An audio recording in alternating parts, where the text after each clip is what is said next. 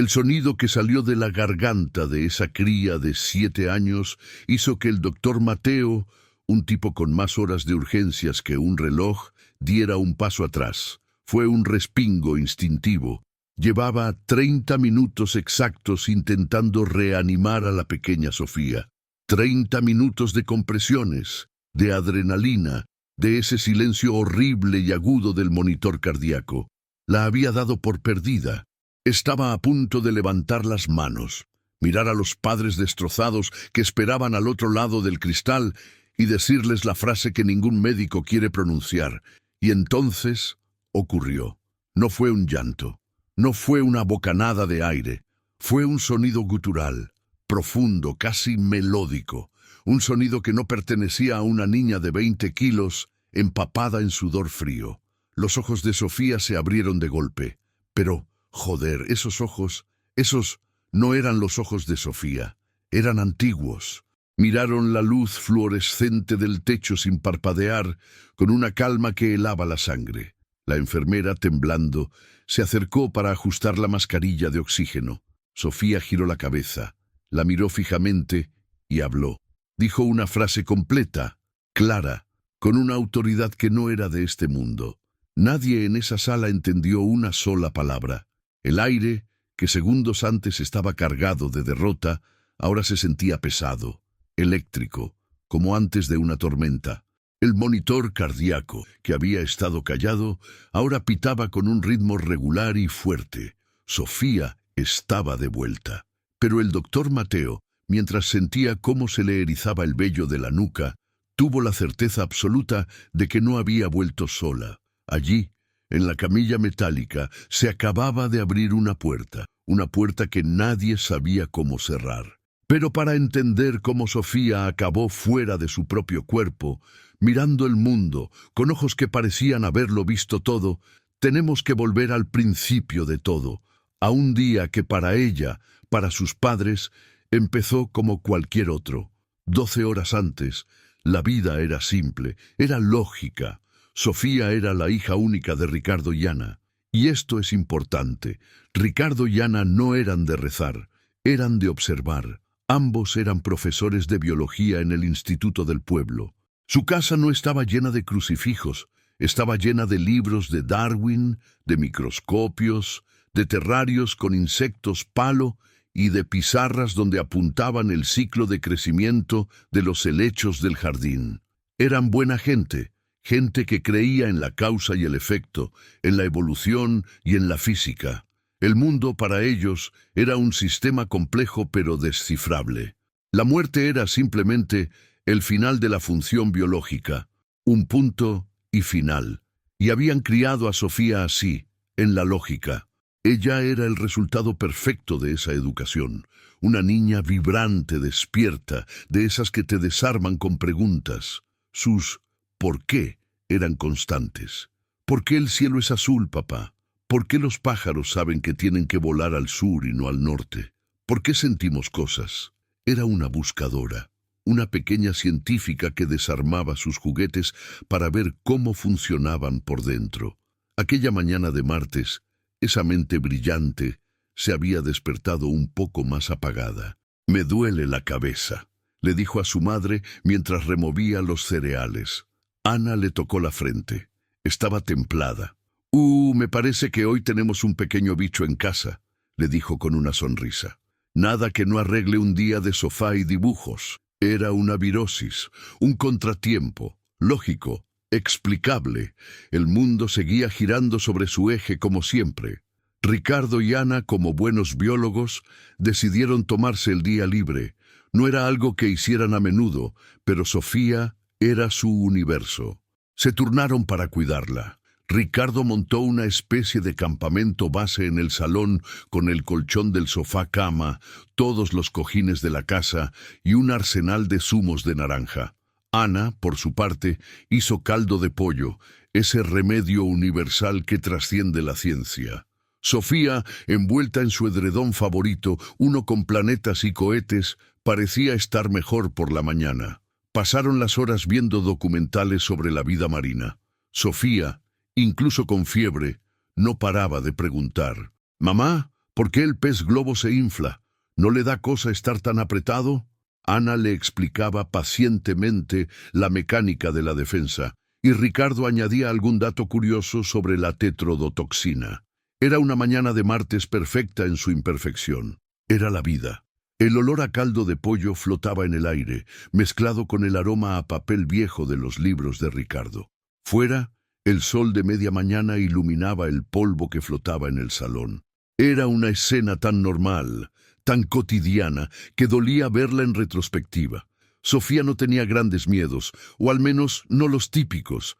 Le daban más cosa las injusticias que la oscuridad. Se enfadaba muchísimo si en un documental un depredador cazaba a una cría. No es justo, papá. El pequeño no tenía ninguna oportunidad. Ricardo le hablaba entonces del equilibrio, de la cadena trófica, pero notaba que Sofía no se quedaba conforme. Tenía un sentido de la justicia muy puro, muy blanco o negro. Su sueño más grande en ese momento era tener un perro grande, para poder abrazarlo por el cuello, decía. Sus padres, siempre lógicos, le explicaban la responsabilidad que eso conllevaba. «Cuando cumplas 8, Sofía, lo hablamos en serio», le prometió Ricardo. Le faltaban 6 meses para cumplir los 8. Ese día, mientras la fiebre subía y bajaba, hablaron de nombres para el perro. «Quiero que se llame Bosón», dijo ella, orgullosa de la palabra que le había oído a su padre. A Ricardo se le escapó una carcajada. «Bosón será, capitana». Esa fue la última conversación normal que tuvieron. Hacia el mediodía, la calma empezó a romperse. La fiebre de Sofía dejó de ser templada. Empezó a subir, y a subir rápido. El termómetro digital, ese aparato lógico e infalible, marcó 39,5. Luego 40. Ana y Ricardo intercambiaron la primera mirada de verdadera preocupación. Dejaron los documentales. Ana fue a por paños húmedos. Ricardo la desabrigó un poco. Pero Sofía empezó a quejarse de que la luz le hacía daño en los ojos. «Apaga la tele, papá, me pincha». Y luego se quejó de rigidez en el cuello. Para 2 profesores de biología, esas palabras juntas, fiebre alta, fotofobia, rigidez de nuca, fueron como una sirena de alarma ensordecedora. La lógica de un simple virus empezó a desmoronarse.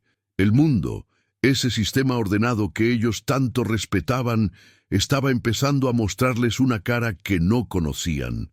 El miedo, uno frío y racional, entró en el salón. La lógica y la ciencia abandonaron la casa en ese preciso instante. Ricardo y Ana no necesitaron cruzar palabra. Vieron los síntomas, hicieron la suma mental y el resultado fue pánico. Pánico puro y duro. «Meningitis», susurró Ana, y esa palabra sonó casi obscena en aquel salón lleno de cojines de planetas y documentales de peces. El tiempo de repente se comprimió. Lo que era un martes tranquilo se convirtió en una carrera contra la muerte. Para Sofía, el mundo empezó a derretirse por los bordes. Su campamento base en el sofá se volvió hostil. La luz de la tele, aunque estaba apagada, parecía seguir encendida, pinchándole los ojos. La voz de su madre le llegaba como si estuviera bajo el agua, distorsionada y lejana. «Vamos, cariño, al coche. Vamos a dar un paseo rápido al médico». Pero Sofía, a pesar de la fiebre que le quemaba el cerebro, notó algo. Notó el temblor en la voz de su padre. Ricardo, su roca, el hombre que sabía el nombre en latín de cada bicho del jardín, el que nunca dudaba, sonaba asustado. Y eso, para Sofía, fue 1000 veces más aterrador que el dolor de cabeza. El trayecto al pequeño hospital municipal fue un borrón caótico. Sofía solo recordaría después pequeños flashes, como fotos mal sacadas. El olor a ambientador de pino del coche, que de repente le daba náuseas.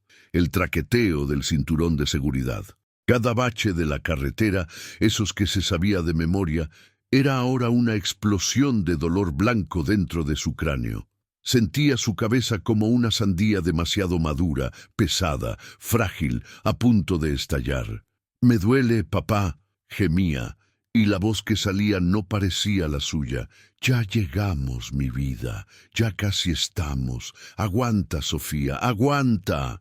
Ricardo conducía como un loco, saltándose semáforos, mientras Ana, en el asiento de atrás, le sujetaba la mano a Sofía, una mano que ardía.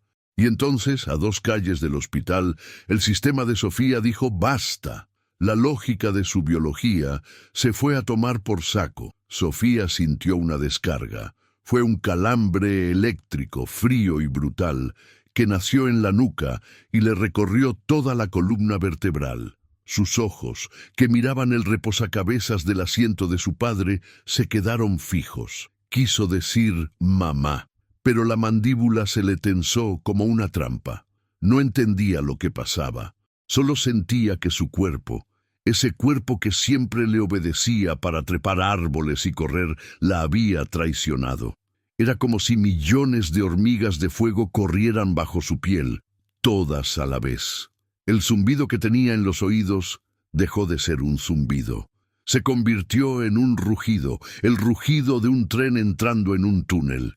Ana gritó, un grito desgarrador. «Ricardo está convulsionando, no respira. Ricardo, corre».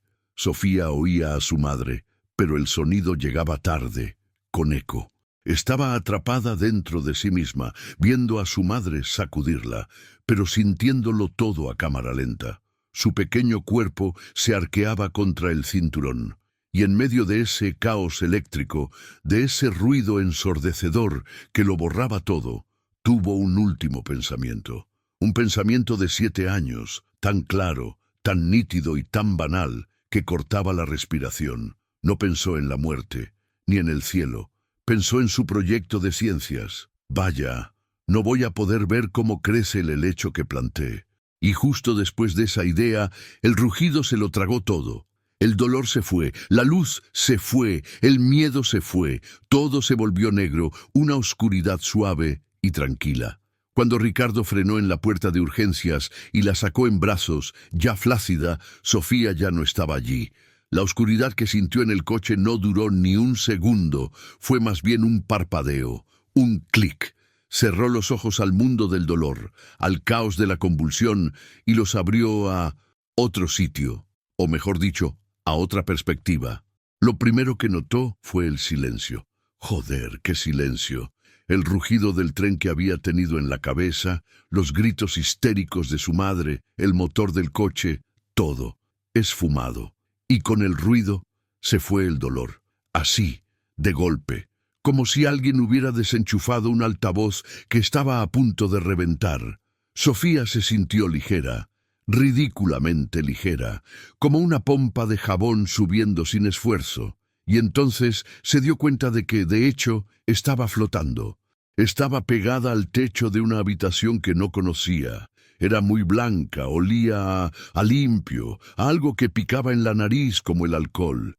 Y las luces fluorescentes, esas que apenas unas horas antes le pinchaban los ojos, ahora eran solo luces, círculos blancos inofensivos, no dolían. Abajo, bajo sus pies descalzos que flotaban, había un jaleo tremendo. Un montón de gente con pijamas verdes corría de un lado para otro, moviéndose con una rapidez que a ella le pareció casi cómica. Hablaban rápido, con urgencia.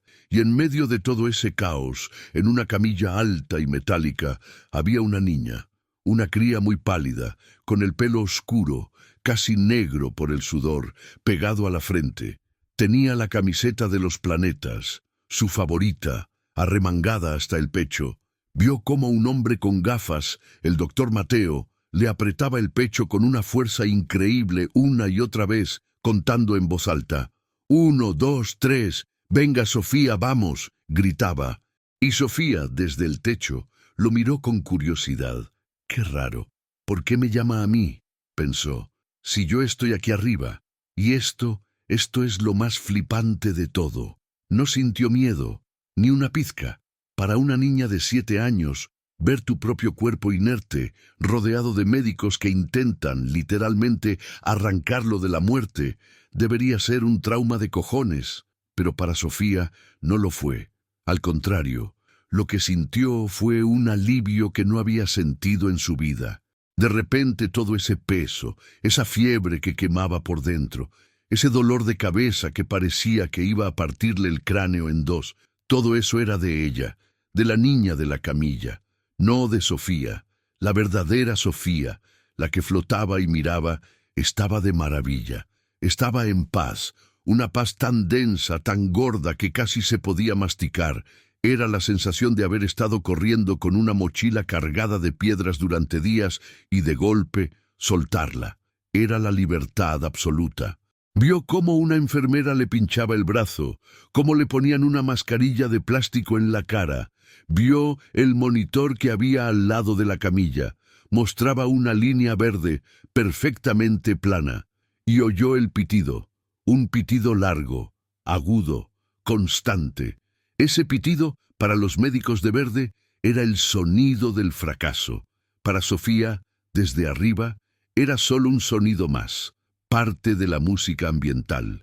Y entonces vio a sus padres. Estaban al otro lado de un cristal, en un pasillo gris. Su madre, Ana, estaba hecha un ovillo en el suelo con la cara entre las manos, temblando. Su padre, Ricardo, el hombre de ciencia, el hombre de la lógica, golpeaba el cristal con el puño cerrado. No lo golpeaba con rabia, lo golpeaba con desesperación. Su cara estaba roja, rota. Su boca se abría y cerraba, gritando cosas que Sofía no podía oír. «Pobre papá», pensó ella desde su calma, «se va a hacer daño en la mano».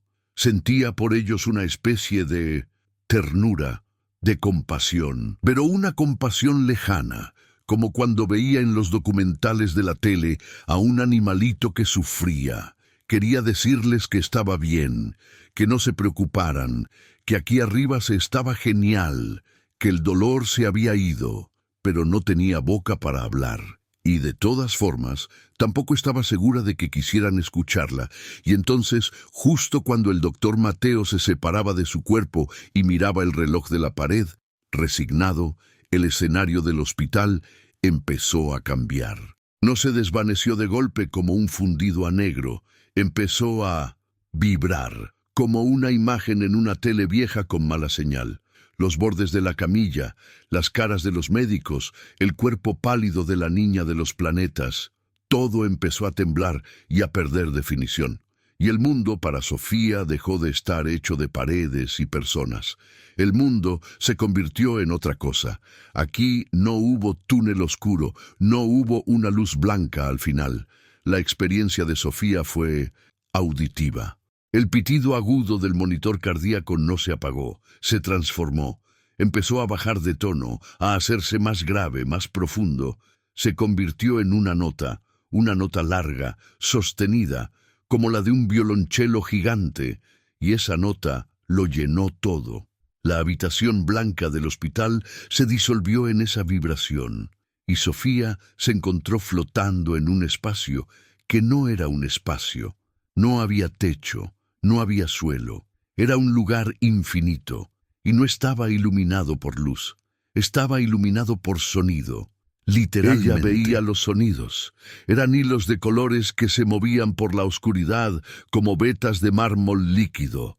Vio canciones que parecían ríos azules y dorados, vio gritos que eran chispazos rojos, vio susurros que eran como niebla de color violeta, y se dio cuenta de que estaba en una especie de biblioteca, una biblioteca infinita, pero en lugar de libros en las estanterías había ecos, millones, billones de ecos, cada palabra dicha, cada canción cantada, cada idioma. Esa pequeña conciencia de 7 años no se sintió perdida. Se sintió en casa y sintió una atracción, como un imán, que la tiraba suavemente hacia un rincón de esa biblioteca. Un rincón que sonaba más denso, más antiguo, más terroso. Y Sofía, sin dudarlo, se dejó llevar. Sofía se dejó llevar. Flotó por ese...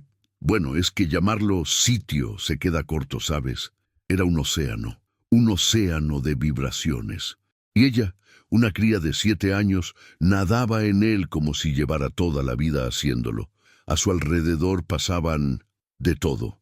Vio lo que a ella le pareció el grito de un bebé al nacer y tenía forma. Era una espiral de luz blanca y pura, rapidísima. Vio la última palabra de un anciano al morir y era como una pompa de jabón de color ámbar, flotando suavemente hasta disolverse. Veía oraciones enteras, discusiones, promesas de amor. Todo estaba allí. Todo lo que alguna vez se había dicho, todo lo que se había sentido y se había traducido en un sonido, estaba allí, intacto, para siempre. Era la banda sonora de la humanidad. Y joder, era flipante, era abrumador, pero para ella, para Sofía, era correcto. Era lógico de una forma que la biología de sus padres nunca podría explicarle. Era la biblioteca definitiva. El imán la seguía atrayendo. Dejó atrás los sonidos más modernos, los pitidos de las máquinas, el ruido de los motores. Esos eran estridentes, colores casi sucios, grises y marrones eléctricos. Ella iba hacia lo profundo, hacia un rincón donde los sonidos eran eso, terrosos. Olían, podía olerlos, a tierra mojada, a piedra antigua, a madera recién cortada. Eran de un color marrón profundo, veteado de verde musgo. Eran los primeros sonidos, las primeras palabras que los humanos usaron para nombrar el fuego, el agua, el miedo, el amor. Eran lenguas que hacía milenios que nadie hablaba en la tierra. Lenguas muertas, pero para Sofía no estaban muertas. ¿Qué va? Estaban vivísimas, pulsaban con una fuerza increíble. Se acercó a uno de esos hilos de sonido, uno especialmente denso, y por pura curiosidad infantil lo tocó. En el instante en que su conciencia rozó esa vibración, fue como meter los dedos en un enchufe, pero un enchufe de conocimiento puro. No es que aprendiera la lengua, es que la recordó. Sintió como las palabras, la gramática, la cadencia, le llenaban por completo. Entendía lo que significaban, entendía el peso de cada sílaba. Se dio cuenta de que esas palabras antiguas no eran solo etiquetas como mesa o silla, eran descripciones, eran casi hechizos. La palabra para agua sonaba como el agua fluyendo. La palabra para corazón tenía el ritmo de un latido. Era una lengua en la que era imposible mentir, porque el propio sonido era la cosa. Y mientras ella absorbía todo esto, flipando en colores, nunca mejor dicho, sintió que ya no estaba sola. No se giró porque no tenía cabeza para girar, no lo vio llegar porque no tenía ojos, pero lo sintió. Fue como si, en mitad de ese océano de sonidos, de repente entrara una corriente de agua caliente, un calor que no quemaba, un calor que abrazaba. Una ola de puro amor y comprensión absoluta la envolvió por completo. No tenía forma, joder, era una presencia, una conciencia gigantesca, vasta como el universo, pero al mismo tiempo íntima, centrada solo en ella. Y Sofía, con una certeza que te partía en dos, que esa presencia lo sabía todo. Sabía lo de sus padres, lo de la meningitis, lo de la camilla del hospital. Lo sabía todo y, lo más increíble, es que estaba bien. Todo estaba bien. No había nada que temer. Nunca lo había habido. Y la presencia le habló, pero no con palabras, ni siquiera con esos hilos de sonido de la biblioteca. Fue más directo. Fue como si le plantara las ideas directamente en el centro de su ser. Un upload de información instantáneo. Sintió la idea y la idea era esta, en el mundo de abajo. Le transmitió la presencia, aunque transmitir no es la palabra, era más como hacerle saber. El mundo del que vienes se ha olvidado. Han olvidado el peso de los sonidos. Hablan mucho, pero las palabras están vacías, flotan, no anclan. Han perdido la vibración original. Sofía vio lo que le decía. Vio las palabras modernas como cáscaras huecas, sin nada dentro. Vio las discusiones políticas en la tele, los anuncios, los cotilleos, ruido blanco, ruido sin alma. Tú le hizo saber la presencia con una ternura infinita. Eres un canal perfecto, tu mente está limpia. aún no está llena de esas cáscaras vacías. Sofía entendió que su enfermedad, esa meningitis que la estaba matando ahí abajo, era precisamente lo que la había hecho compatible. Era la grieta por la que esto podía entrar. No estás aquí para ser curada, le comunicó la presencia. Estás aquí para ser un vaso, un altavoz. Sofía sintió la misión. Era sencilla, no tenía que entender la lengua, no tenía que traducirla, solo tenía que hacer una cosa: llevarla de vuelta, llevar ese sonido antiguo, ese sonido denso y terroso, de vuelta al mundo físico. La vibración tenía que volver a sonar en el aire de la tierra, aunque fuera solo una vez. Solo el sonido. La misión estaba clara: llevar el sonido de vuelta. Vale. Sofía, en el fondo, seguía siendo la hija de Ricardo y Ana, una cría lógica, y en su conciencia pura, flotando en ese océano de sonido, surgió la pregunta más obvia del mundo. Una pregunta que no necesitó formular, porque la presencia ya la había oído. ¿Por qué? ¿Por qué yo? ¿Por qué este sonido importa tanto? La respuesta de la presencia fue el momento que lo cambió todo. Fue el clímax de su viaje. La presencia no le dio una explicación, no le dio un sermón. Hizo algo mucho más bestia. Por un instante le prestó a Sofía sus ojos, le quitó los filtros, le subió el volumen al universo, y Sofía, Sofía lo vio, vio el porqué. En un instante que duró una eternidad, la conciencia de Sofía dejó de ser la de una niña de 7 años. Se expandió, se estiró hasta tocar los bordes del universo, y lo que vio la dejó sin aliento, si es que hubiera tenido aliento. Vio que el universo en realidad no estaba hecho de materia, no estaba hecho de planetas y cohetes como los de su edredón. Estaba hecho de música, era una sinfonía, una vibración de una complejidad infinita. Vio galaxias naciendo de un acorde grave y sostenido, vio estrellas explotando en notas agudas y chispeantes, vio la vida en la Tierra, ese experimento de sus padres, empezar no como una sopa química, sino como una armonía compleja, una melodía que empezó a cantarse a sí misma. Vio que todo, absolutamente todo, era vibración. Y ella, Sofía, era una pequeña nota en esa canción. Sus padres eran otras 2 notas, el doctor Mateo, ahí abajo, era otra, y todos formaban parte de un mismo tema, y entonces la presencia le mostró el problema, como un director de orquesta que señala a los violines que han entrado a destiempo. Le mostró el mundo moderno, el mundo de la tele, de los coches, de las prisas, y lo vio desafinado, vio a la humanidad. Millones de personas vibrando, sí, pero cada una a su bola sin escuchar al de al lado. Vio las palabras vacías de las que le había hablado la presencia. Eran notas sordas, muertas, ruido blanco que tapaba la sinfonía original del universo. La gente hablaba más que nunca, pero no se comunicaba. Se habían olvidado de escuchar. Se habían olvidado de que sus palabras tenían peso, de que sus sonidos podían crear o destruir. Estaban tocando fatal. Y la tierra entera estaba sufriendo por esa cacofonía. La vibración estaba rota. Ahí fue, el momento eureka. Sofía lo pilló todo. Claro, por eso el idioma antiguo, por eso el sonido terroso. No era un idioma, era un diapasón. Era la nota de afinación original, la nota raíz de la que partía la melodía humana. Su misión no era salvar el mundo, ni ser una profeta. Era mucho más sencillo y mucho más importante. Tenía que volver ahí abajo, a esa sala de hospital que olía a alcohol, y tenía que hacer sonar esa nota. Solo una vez. Tenía que reintroducir la frecuencia correcta en el aire, dejar un eco. Recordarle al mundo, a nivel vibratorio, cómo se suponía que debía sonar, y de repente todas esas preguntas de niña pequeña, esas que hacía en el sofá de su casa, quedaron respondidas. ¿Por qué el cielo es azul? Porque vibra a esa frecuencia. ¿Por qué los pájaros vuelan al sur? Porque siguen una armonía que los humanos ya no oyen. ¿Por qué la gente muere?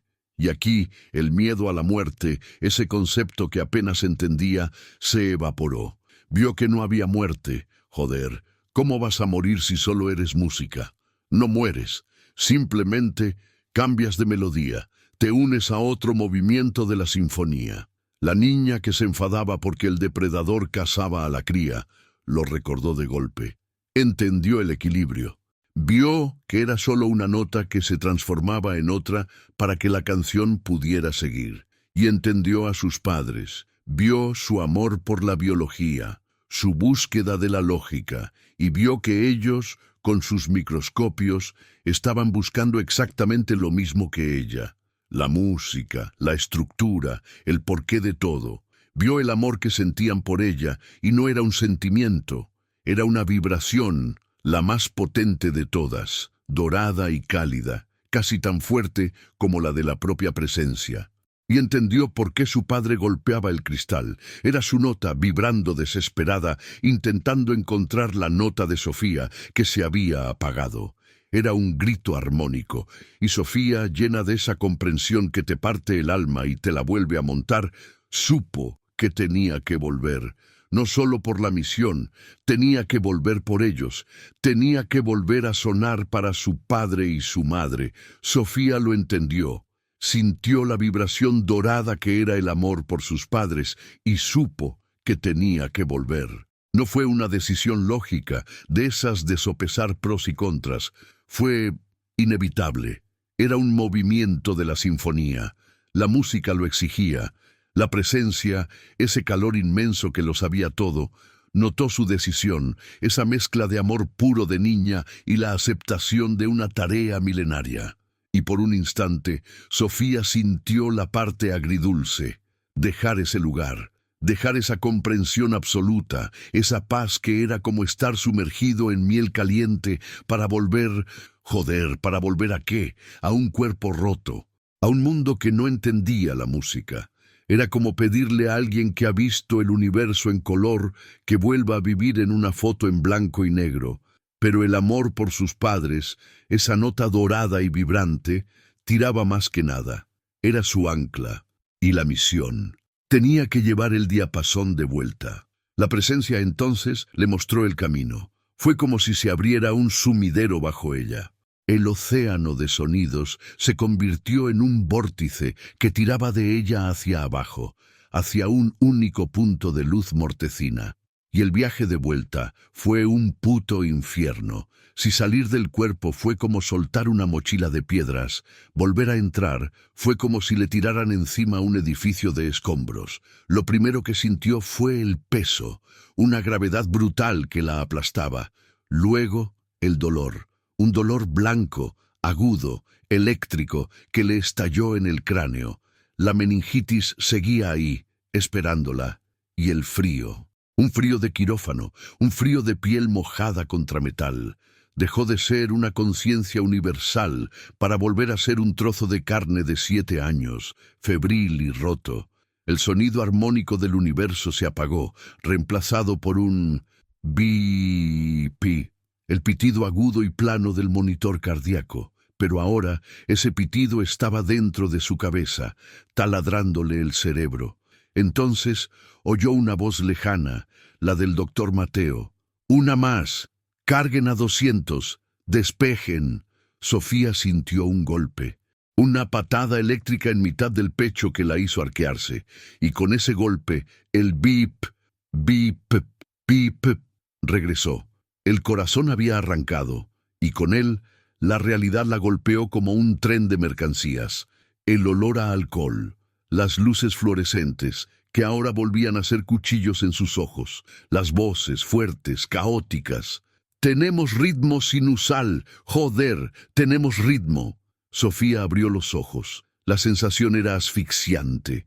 Era como estar bajo el agua, intentando respirar a través de una pajita. Y el sonido que traía consigo, esa vibración terrosa, le quemaba en la garganta, empujando por salir. Era una presión física. Miró a su alrededor, vio caras borrosas, cubiertas de mascarillas verdes. Vio los ojos de una enfermera, abiertos como platos, llenos de incredulidad y un poco de miedo.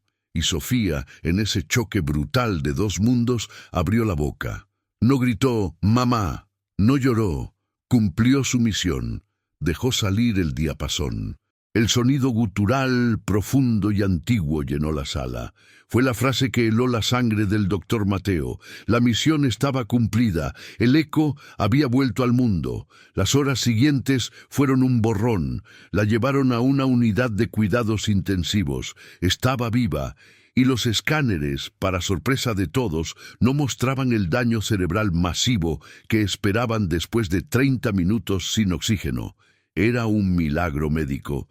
Pero Sofía estaba rara. No hablaba, o, mejor dicho, no hablaba su idioma.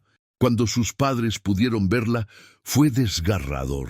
Ana y Ricardo entraron temblando, con la cara deshecha por el llanto, pero ahora con una chispa de esperanza loca. «Sofía, mi vida, mi amor», gritó Ana corriendo a la cama. Sofía la miró, y sus padres se frenaron en seco. Esos no eran los ojos de su hija. O sí, pero miraban desde muy, muy lejos, desde un lugar antiguo. Sofía les sonrió, una sonrisa serena, casi adulta. Y cuando su padre, Ricardo, le cogió la mano y le preguntó, «¿Cómo estás, cariño?», ella le contestó con esa misma cadencia melódica y gutural. Lo dijo con cariño. Probablemente intentaba decir, «Estoy bien, papá», pero las palabras que salieron eran ecos de 1500 años atrás. Ricardo y Ana se miraron. El alivio de tenerla de vuelta se mezcló con un terror nuevo y desconocido. Habían recuperado a su hija de la muerte, pero ¿quién o qué era exactamente lo que había vuelto con ella? Lo que pasó en las semanas siguientes en ese pequeño hospital municipal rozó el surrealismo. La historia se filtró. No el milagro de la reanimación, eso pasa. Se filtró lo de la lengua. Se corrió la voz de que la niña que había vuelto de la muerte no hablaba español. El hospital se convirtió en una especie de atracción. Vinieron psicólogos, psiquiatras, curas y finalmente lingüistas. Ricardo y Ana, los científicos, se vieron de repente en mitad de un circo místico que odiaban, pero estaban desesperados. Necesitaban una respuesta lógica. Y la lógica llegó, pero no la que ellos esperaban. Vino en la forma de un hombre mayor, un tal doctor Salas, un historiador especializado en filología antigua de la Universidad de Salamanca. Un tipo serio, de los que no creen en nada que no esté escrito en un pergamino. Llegó con su grabadora, escéptico, pensando que se encontraría un caso de afasia o un balbuceo postraumático. Se sentó al lado de la cama de Sofía. Ella estaba tranquila, dibujando espirales en un cuaderno. Él le hizo preguntas sencillas en español, y Sofía le contestó en ese otro idioma, con calma, con fluidez. Salas puso la grabadora en marcha. Estuvo 1 hora. No entendió nada, pero la grabó pidiendo agua, la grabó describiendo la luz que entraba por la ventana, y en un momento dado la grabó cantando.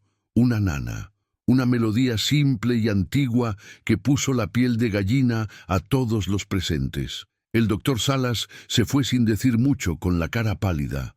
Volvió 1 semana después. Se reunió con Ricardo y Ana en el despacho del director del hospital. Estaba desencajado. «Miren», les dijo, y sus manos temblaban un poco.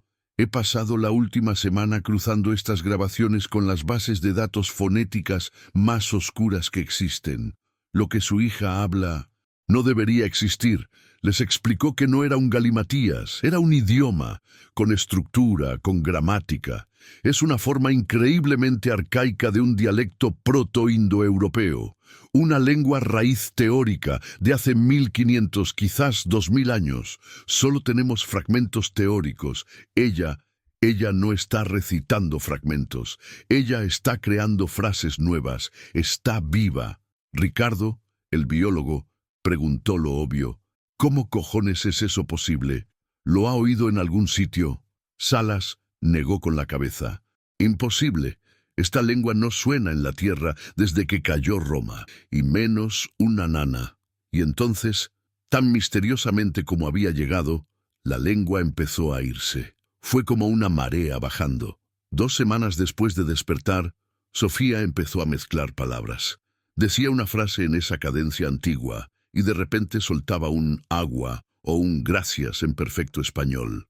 1 mes después, la lengua antigua había desaparecido. Se esfumó. El canal se había cerrado. La misión, fuera la que fuera, estaba cumplida. Un día, Sofía se despertó, miró a su madre y le dijo con su voz de siempre: ¿Puedo ver los dibujos? Ana rompió a llorar allí mismo. Su hija estaba de vuelta, pero no del todo. La Sofía que volvió no era la Sofía que se fue. La niña vibrante, la ametralladora de preguntas, la pequeña científica que desarmaba juguetes, esa se había quedado en algún sitio entre mundos. La nueva Sofía era calma, una calma que a veces asustaba. Pasaba horas en el jardín, pero ya no buscaba insectos. Se sentaba en el césped, con los ojos cerrados, y solo escuchaba. «Estoy oyendo cómo crece la hierba, mamá», le dijo una vez. Ricardo y Ana, los padres de la lógica, tuvieron que guardar su lógica en un cajón. Su mundo de causas y efectos se había hecho añicos contra un milagro inexplicable. Sabían que su hija había muerto. Había viajado a un lugar que sus libros no podían nombrar y había vuelto con un eco de la creación metido en la garganta. Cuando, meses después, ya en casa, intentaron preguntarle, con todo el tacto del mundo, ¿qué recordaba? Sofía solo fruncía el ceño. «No me acuerdo bien, solo sé que estuve en un sitio muy ruidoso, pero era un ruido bueno, como música, y hacía calor. No recordaba la biblioteca, ni a la presencia, ni la misión. El conocimiento explícito se había borrado, pero la transformación, la sensación, esa se quedó para siempre. Perdió el miedo a las cosas pequeñas, ya no le importaba la oscuridad, y un día, viendo uno de sus viejos documentales, el león cazó a la gacela. Ricardo se preparó para el discurso sobre el equilibrio, pero Sofía no se enfadó. Solo suspiró y dijo, casi en un susurro: «Está bien, papá, es solo la música. La canción tiene que cambiar para seguir». Ricardo se quedó helado. Sofía había muerto como una niña llena de preguntas y había renacido como una niña llena de respuestas, aunque ni ella misma supiera de dónde venían. Se había convertido en un eco vivo, la prueba andante de que en algún lugar ninguna voz se pierde y de que el universo, joder, el universo canta. Solo tenemos que aprender a callarnos un poco para poder escuchar la melodía. La historia de Sofía es solo una de las muchas que nos recuerdan que la realidad es mucho más grande de lo que imaginamos. Este canal es un espacio seguro para explorar esas fronteras entre la vida y lo que viene después. Si te fascinan estos viajes al límite de la existencia y no quieres perderte ningún relato, suscríbete y activa la campanita. Así seguiremos descubriendo juntos estas increíbles experiencias. Y ahora me encantaría saber tu opinión. ¿Qué es lo que más te ha hecho pensar de esta historia? Te leo en los comentarios.